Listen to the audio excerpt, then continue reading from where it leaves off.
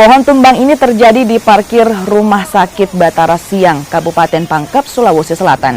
Akibatnya, 2 unit kendaraan becak motor milik warga rusak di tempat ini. Di lokasi lain, pohon tumbang menimpa sebuah mobil minibus yang terparkir.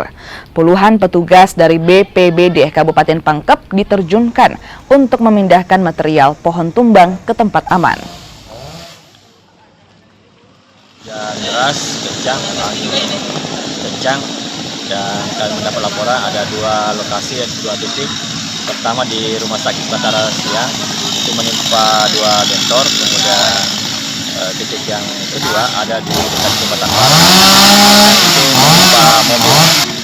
Untuk masyarakat kami himbau untuk terutama kendaraannya jangan diparkir di dekat pohon, terutama yang